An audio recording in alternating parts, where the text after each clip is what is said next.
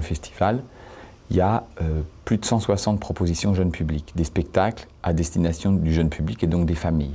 Et donc, je pense que c'est le plus grand festival jeune public de France. Si je viens avec ma famille et puis je découvre finalement ce festival, donc les enfants quand ils grandiront, ils seront venus, donc peut-être qu'ils reviendront. Et puis aussi les adultes, ils pourront se dire peut-être ce soir je confie les enfants à la grand-mère, à la belle-mère ou je sais pas quoi, et puis je reviens moi pour aller voir des spectacles aussi tout public. Donc on s'est dit finalement, si on fait un focus sur le jeune public, ça va élargir un public familial qui ne serait pas venu parce que pensant que c'est pas pour lui.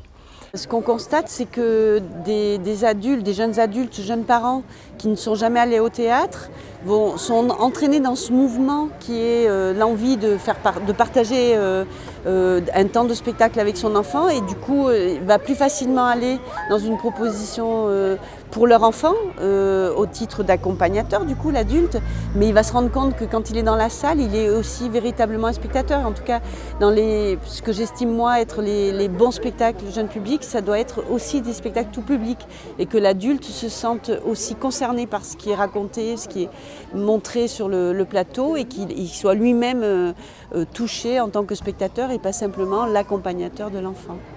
Notre volonté, c'est aussi, au travers des spectacles, de susciter la discussion, le partage, parents-enfants, enfants ou tout simplement à l'intérieur de soi, dès le plus jeune âge, susciter des questions et donc éveiller le regard citoyen.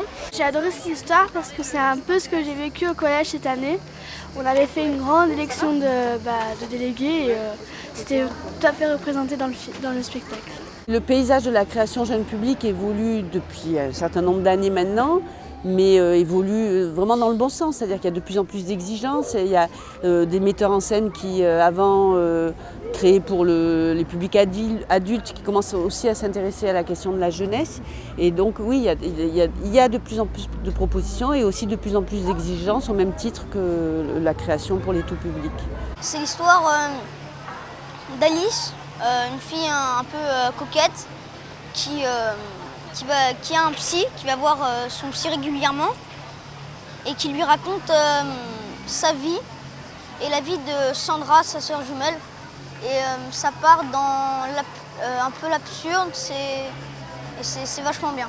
La connexion entre le spectacle et la société, tout ce qui se passe au sens large, au niveau de l'actualité et au niveau aussi du fonctionnement même dans l'école. Donc c'est d'arriver à voir comment, par l'échange, le dialogue, nous c'est un travail à l'année aussi, comment connecter le spectacle vivant au mieux dans une logique de parcours, de réflexion globale, le lien avec les familles, mais aussi les enseignants, qui est vraiment une appropriation du spectacle vivant. Et ça, c'est un gros défi. Et ça te donne envie, toi, tu aimerais faire du théâtre ou écrire des pièces ? Oui, faire du théâtre.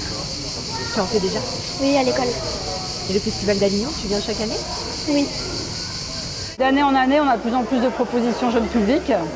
Donc nous, c'est un partenaire qui est important. Donc quand je dis nous, c'est l'association Scène d'enfance à Citège France, puisqu'on on est sur place pendant 10 jours avec la présence de plus de 400 enfants au sein du festival pendant 4 jours, qui vont voir 40 propositions artistiques, dont on va dire 39 sont présentes dans le off.